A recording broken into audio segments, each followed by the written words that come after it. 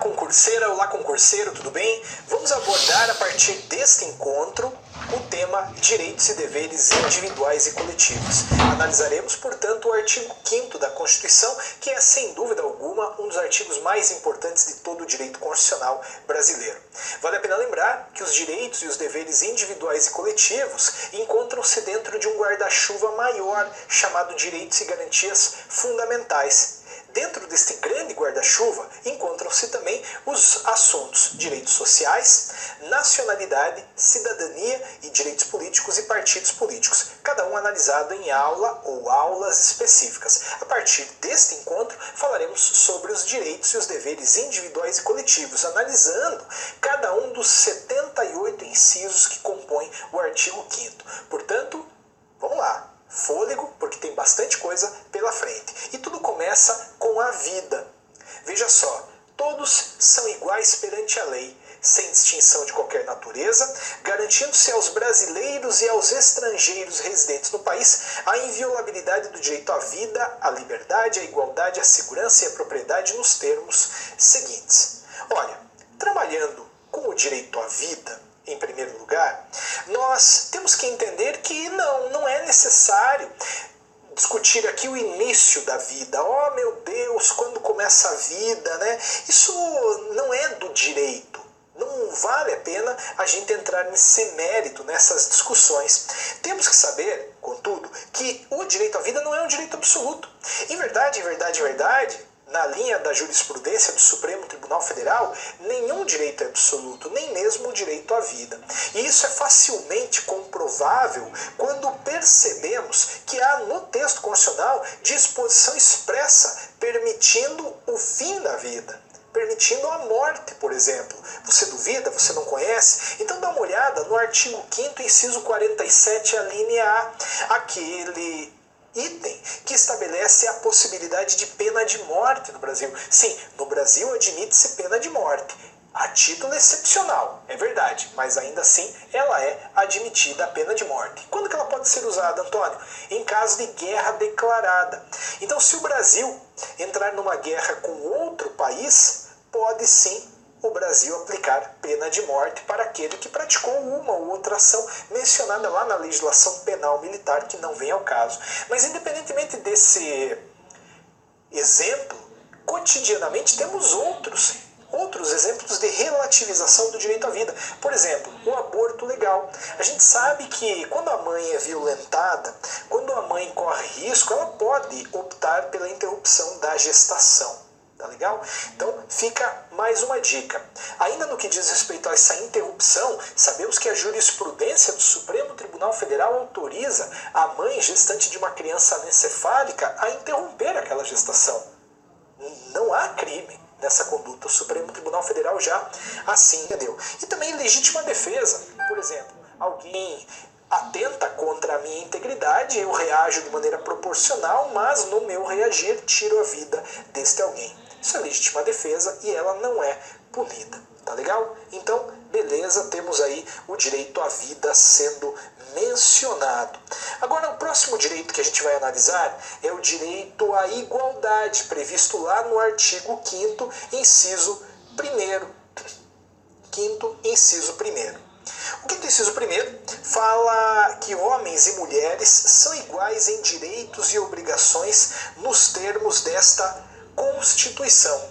A própria igualdade, é verdade, já vem no começo do artigo 5º que diz: todos são iguais perante a lei, sem distinção de qualquer natureza. Né? Mas agora aqui vamos falar de maneira mais específica sobre a igualdade estabelecida no item 1, que diz que homens e mulheres são iguais em direitos e obrigações nos termos da Constituição. Sim, a gente tem que entender que há um projeto de igualdade no Brasil. A gente quer igualdade para todos.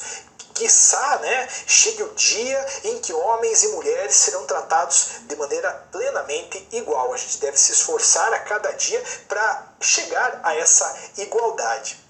Agora, é bem verdade, e aqui cuidado com o que eu vou lhe dizer, que quando a gente olha lá para fora, a gente percebe a vida lá fora, e a gente consegue perceber que nem todo mundo é igual Concorda? Existem brancos, negros, mulheres, homens, homossexuais, heterossexuais, pessoas de uma crença ou outra, sotaques diferentes, costumes diferentes, não é verdade? Condições econômicas diferentes. Diante dessa diversidade, eu não posso simplesmente olhar para todos e dizer assim, ó, a gente vai tratar todo mundo de maneira igual, como que era a Constituição. Isso aqui é um projeto. E é verdade que é um projeto que deve ser buscado a todo custo.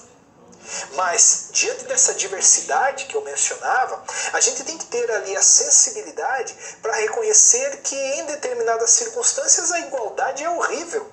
Eu não tenho a menor dúvida. Se você pensar, por exemplo, nas cotas, trazendo a discussão para próximo do vestibular, a gente sabe que existe uma diferença substancial entre escola pública e escola particular. Não me julgue pelo que eu estou dizendo, são os dados que assim falam.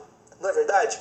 Diante dessa desigualdade, será que é justo, é coerente colocar o egresso de uma escola pública para disputar em mesmas condições uma vaga de vestibular com o egresso de uma escola particular? Me parece que não. A jurisprudência do Supremo Tribunal Federal diz que não. Em razão disso, a doutrina brasileira e mesmo as decisões dos tribunais analisa a igualdade a partir de um duplo prisma. A gente pode falar em igualdade em sentido formal e igualdade em sentido material. Mas qual que é a diferença? Vejam lá, a igualdade em sentido formal, ela parte daquela lógica da literalidade constitucional, né? Todos são iguais perante a lei, homens e mulheres são iguais em direitos e obrigações. Se isso cair na sua prova, naturalmente marque, tá certo. É o que diz o texto constitucional. Só que você tem que ter aquela sensibilidade que eu ia mencionando há pouco. Você tem que saber que, dada essa desigualdade da rua, a gente tem que agir conforme manda a igualdade numa premissa material. Que quer dizer, devemos tratar os iguais de forma igual e os desiguais de forma desigual na medida de suas desigualdades. Essa é a igualdade em sentido material. A gente vai olhar para as pessoas, então, vai medir a desigualdade delas e vai criar uma condição para aquela pessoa que está numa situação ruim chegar a um nível de igualdade substancial. Olha, melhor do que uma explicação, às vezes, é uma foto, né? E aqui a gente tem a tradução exata do que é igualdade em sentido formal e igualdade em sentido material. Aqui eu tenho uma igualdade em sentido formal.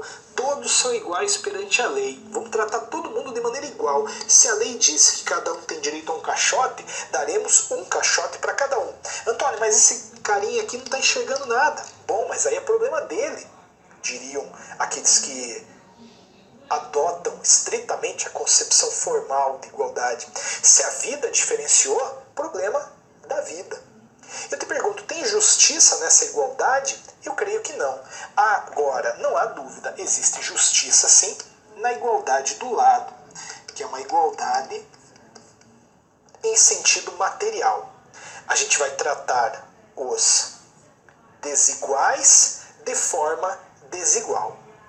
A gente vai reconhecer essa desigualdade da vida, né, e vai agir de modo a desequilibrar positivamente, né? A gente não vai simplesmente prejudicar alguém, a gente vai criar uma condição para que aquele que estava numa situação ruim possa agora exercer o direito, o dever aí o jogo de beisebol, né? Não sei onde é que ele está vendo esse jogo de beisebol, mas vamos lá. Beleza? Esta é a igualdade em sentido material e a igualdade em sentido formal. Esteja preparado para enfrentar questões que abordem uma ou outra. Lindo. Próximo inciso, legalidade. Ninguém será obrigado a fazer ou deixar de fazer alguma coisa senão em virtude de lei. Princípio da legalidade. Essa é a lógica. A gente está vinculado à lei. Concorda? Só que essa lei, ela incide de maneira diversa para mim, para você, para nós particulares e para a administração pública.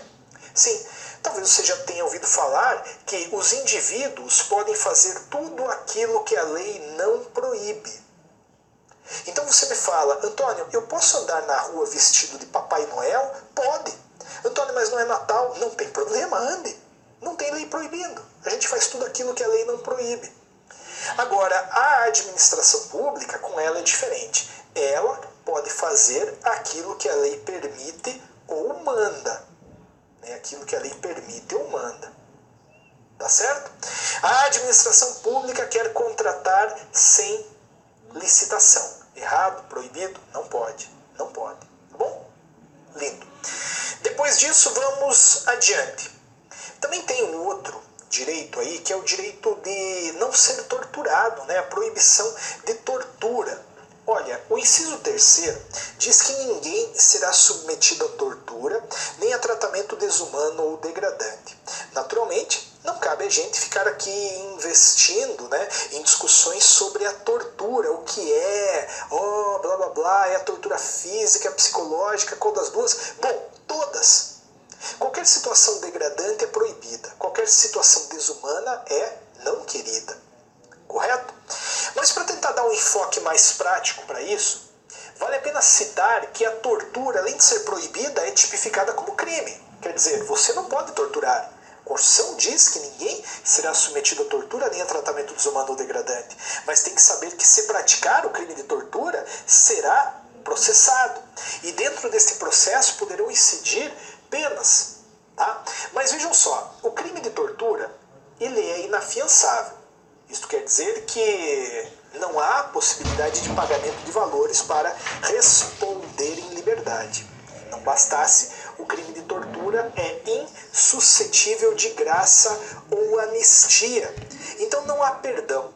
Não há perdão feito pelo executivo, não há perdão feito pelo legislativo.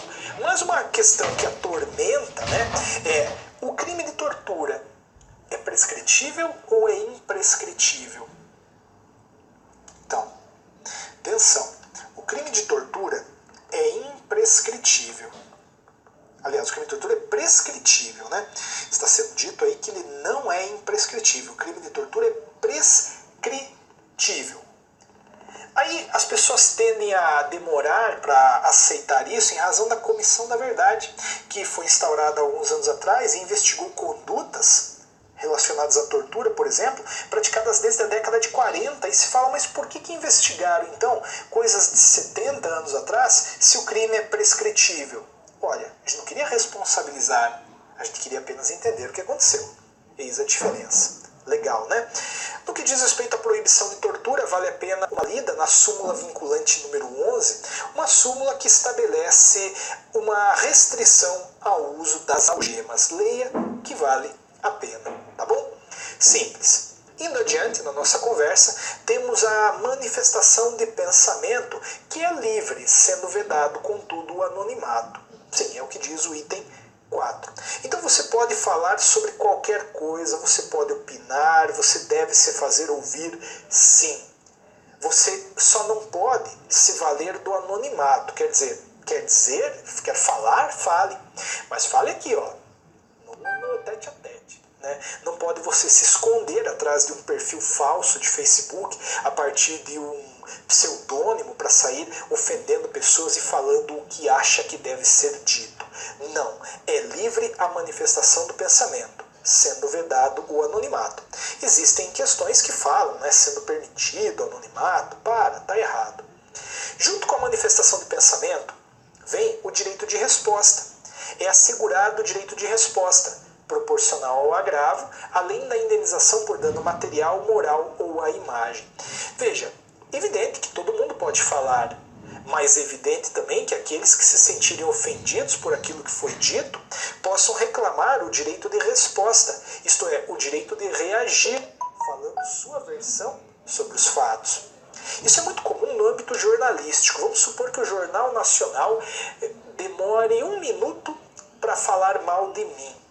Se eu conseguir o direito de resposta no Poder Judiciário, terei também 1 minuto dentro do Jornal Nacional para falar o que eu penso, qual é a minha versão. Eis a proporcionalidade ao agravo. Agora não esqueça, até porque isso é muito, muito cobrado, que mesmo sendo usado o direito de resposta, a parte prejudicada ainda pode reclamar uma indenização por dano material, moral ou à imagem. Quer dizer, o prejuízo financeiro experimentado pode ser requerido. Então, Antônio, falaram uma coisa tão grande de mim, caiu na mídia e eu perdi um contrato de 100 mil reais. Beleza, vamos reclamar então ele. Mas e o dano moral? Aqui tem a ver assim, com o meu sentimento.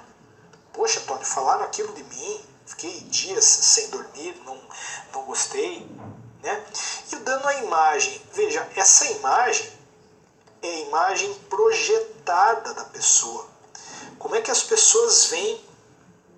Se alguém fala de mim que eu sou racista, preconceituoso, machista, homofóbico, isso me destrói enquanto professor de direito constitucional. Concorda comigo? Minha reputação vai por água abaixo. Fala, como é que eu vou estudar com um cara que é racista? Ele vem falar de igualdade e ele é racista. Então, eu posso reclamar uma indenização em razão dessa mentira contada a meu respeito. Isso tem a ver aí com a minha imagem. Tá certo? Ótimo. Já complementaremos um pouco esta lógica de proteção do pensamento. Por enquanto, fique com itens 6, 7 e 8, que tratam da liberdade de crença. O 6 e o 7 vêm prestigiar a liberdade de crença, são artigos muito simples, né? O 8, ele tem uma conexão muito grande com os direitos políticos. Ninguém será privado de direitos por motivo de crença religiosa ou de convicção filosófica ou política, salvo se as invocar para eximir-se de obrigação legal a todos imposta e recusar-se a cumprir prestação alternativa fixada em lei. Fixada em lei. Então, a gente sabe que podemos ter as convicções que queremos, né? E ninguém se mete. É tão valorizado este aspecto da nossa vivência, nossas convicções, que o texto constitucional nos permite deixar de cumprir uma obrigação a todos imposta invocando a convicção religiosa, filosófica ou política. Não é verdade? A gente tem uma aula de direitos políticos na qual eu falo sobre perda ou suspensão de direitos políticos. E eu explico também isso lá. Lá eu dou um exemplo. Um adventista de sétimo dia é chamado para participar de um tribunal do júri na qualidade de jurado, marcado para sábado de manhã. Ele não pode ir. É contra a convicção religiosa que tem. Ele pode deixar de cumprir a obrigação a todos imposta, mas aí deve, né, eventualmente cumprir uma prestação alternativa. Você não pode ir sábado, então você vai segunda. Pronto.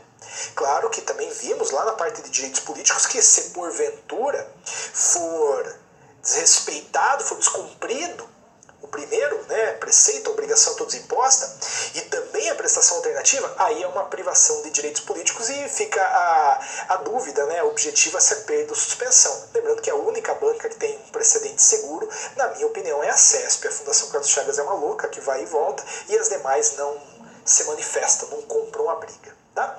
Muito tranquilo. Agora, caminhando de novo ao lado daquela lógica de pensamento, não há como deixar de falar sobre a liberdade de expressão. É livre a expressão da atividade intelectual, artística, científica e de comunicação, independentemente de censura ou licença. Então a gente pode sim se manifestar, a gente pode se expressar, meu Deus do céu. É muito ruim, creio eu, ter que ficar se segurando. Eu não posso falar, eu não posso me expressar. Posso me expressar do ponto de vista intelectual. Eu quero escrever um artigo falando sobre o direito constitucional, eu posso fazer. Ah, mas eu quero fazer uma música. Faça. Quero fazer uma pesquisa científica, quero estudar células-tronco, quero estudar o efeito estufa, quero estudar os direitos humanos. Faça. Ah, Antônio, não, eu quero ter meu blog. Fala, tenha. É livre a expressão da atividade intelectual, artística, científica e de comunicação. Atenção! Independentemente de censura ou licença. Censura é posterior, licença é prévia. Ambas são proibidas. Então, Antônio, para que a sua música entre nas rádios, o poder público precisa autorizar. Se catar ele, não tem que autorizar coisa nenhuma, não tem licença, e depois que foi para a mídia também ninguém vai tirar. Tá bom?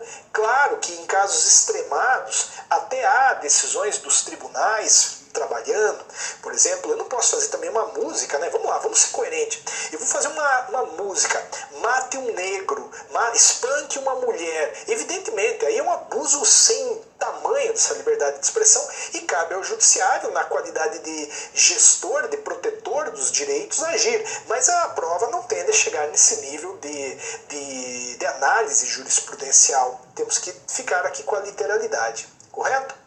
E aí, temos junto com a liberdade de expressão a intimidade, a vida privada, a honra e a imagem.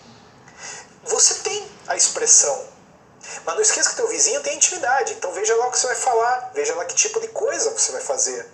Veja a parte da intimidade. São invioláveis a intimidade, a vida privada, a honra e a imagem das pessoas, assegurado o direito à indenização pelo dano material ou moral decorrente da sua violação. Tá? Então, você tem intimidade, tem vida privada. O que você faz dentro da tua casa é problema teu, ninguém tem que se meter. Você também tem direito à honra protegido, né? E a tua imagem. Antônio, mas a imagem a gente já não tinha analisado? Sim, mas há pouco eu falei de uma imagem projetada. No item 5 eu falei de imagem projetada. Agora eu venho e falo de uma imagem retrato. Então, pegam a tua foto sem a sua autorização e veiculam essa foto a uma campanha publicitária. Não pode. Há uma violação à sua imagem. Correto? Em qualquer caso de violação disso que aí segue, há a possibilidade de buscar o prejudicado uma indenização por dano material, moral ou só material ou moral, né? A imagem está lá no outro dispositivo. Beleza? Show de bola! Muito simples, né? São muito intuitivos esses direitos, você há de convir comigo. Agora, também temos aí um desdobramento da intimidade. Isso é muito legal, um desdobramento da intimidade. Quando o texto constitucional diz que a casa é asilo inviolável do indivíduo, em verdade ela está protegendo não necessariamente a casa, e sim a intimidade da pessoa. Por quê? Porque dentro da casa a pessoa faz o que bem entende, não é verdade? Anda lá, pode falar cueca na aula? Pode, né? Anda de cueca, toma água no bico da garrafa, esse tipo de coisa que eventualmente alguém faz dentro de casa, né? Muito bem. Eu concluo isso a partir da leitura do artigo 150, parágrafo 4º do Código Penal, que vem e dá à casa uma conotação muito ampla. Vamos lá, vamos estudar juntos, né? A expressão casa compreende qualquer compartimento habitado. Então, assim, prova de que o que está sendo protegido aí não é necessariamente a casa, é o fato de qualquer compartimento habitado ser considerado como. Antônio, eu moro num apartamento, isso é casa? Sim. Antônio, eu moro numa chácara, isso é casa? Sim. Antônio, eu moro num trailer, isso é casa? Sem dúvida, é casa, compartimento habitado. Lá você está exercendo, né, a intimidade. Mas não é só. Também aposento ocupado de habitação coletiva. Perceba, eu estou numa pousada, numa pensão, eu estou num hotel. Isso é casa? Claro que é casa.